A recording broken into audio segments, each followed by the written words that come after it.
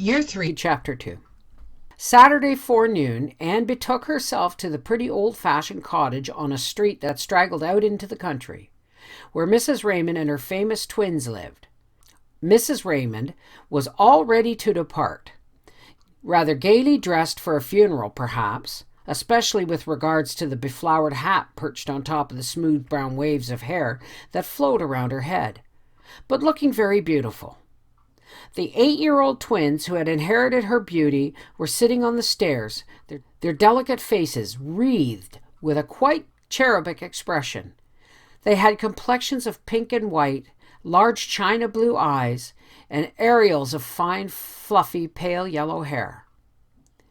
They smiled with engaging sweetness when their mother introduced them to Anne and told them that dear Miss Shirley had been so kind as to come and take care of them while Mother was away at dear Auntie Ella's funeral.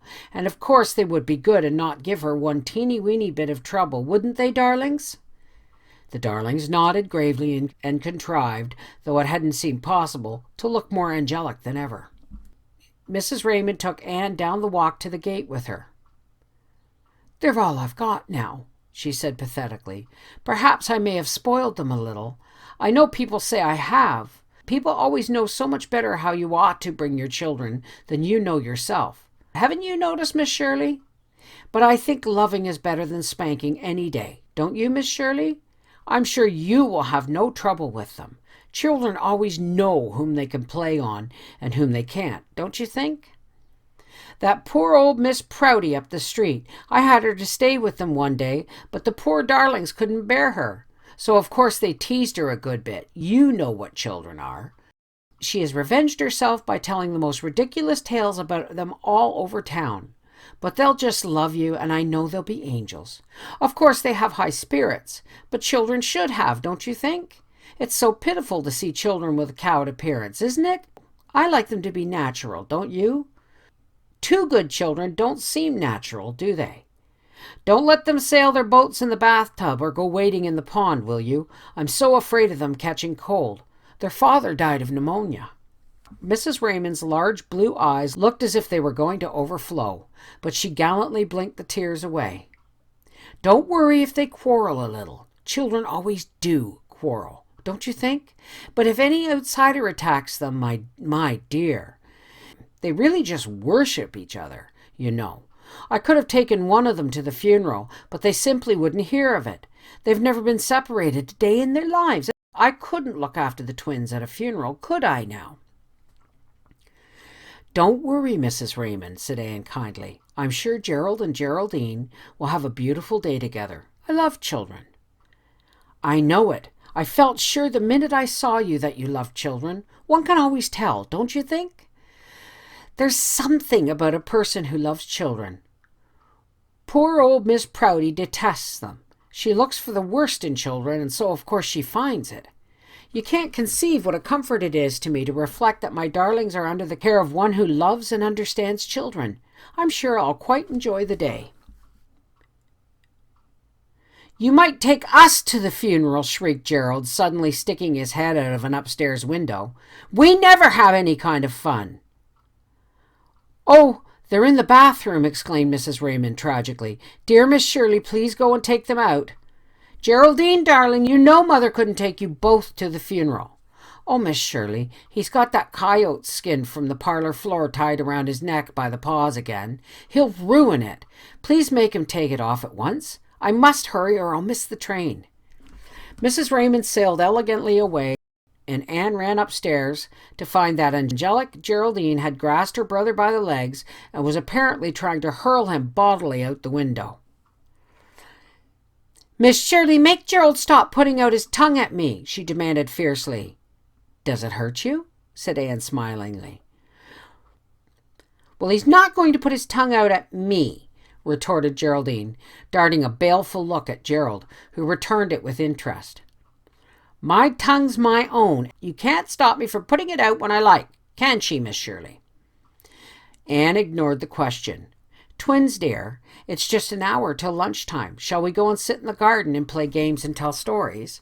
And Gerald, won't you put that coyote skin back on the floor?" "But I want to play wolf," said Gerald. "He wants to play wolf. cried Geraldine, suddenly aligning herself on her brother's side. "We want to play wolf," they both cried together. A peal from the doorbell cut the knot of Anne's dilemma. "Come on and see who it is," cried Geraldine.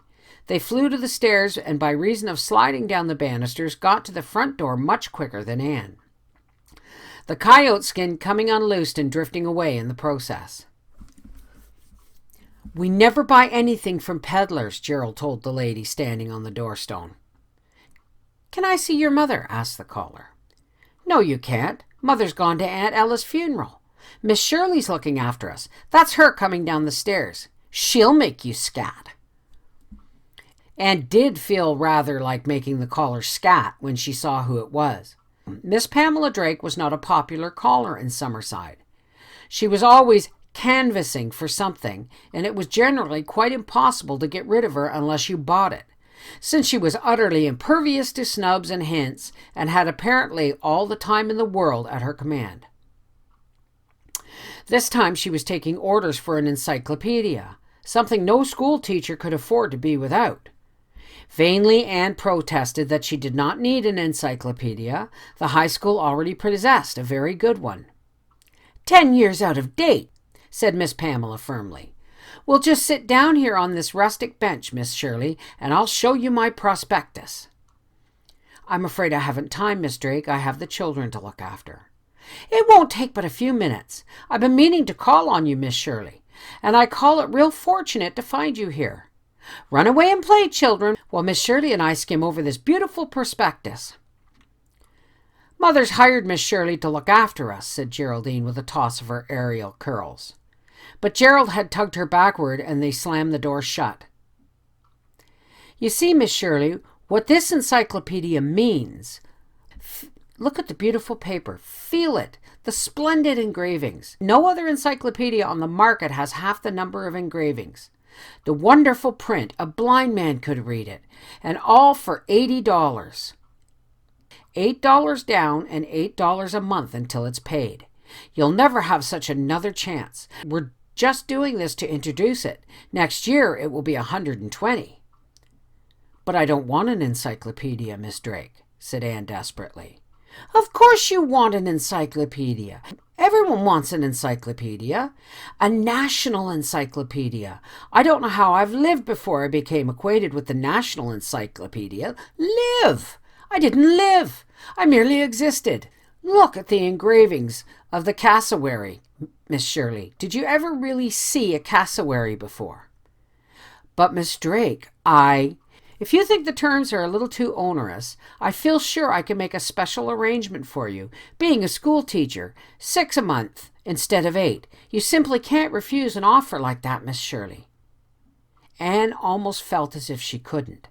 Wouldn't it be worth $6 a month to get rid of this terrible woman who had so evidently made up her mind not to go until she'd got an order? Besides, what were the twins doing? They were alarmingly quiet. Suppose they were sailing their boats in the bathtub, or had sneaked out the back door and gone wading in the pond. She made one more pitiful effort to escape. "I'll think this over, Miss Drake, and let you know." "There's no time like the present," said Miss Drake briskly, getting out her fountain pen. "You know you're going to take the National, so you might just as well sign for it now as any other. Nothing is ever gained by putting things off. The price may go up at any moment, and then you'd have to pay $120. Sign here, Miss Shirley." Anne felt the fountain pen being forced into her hand.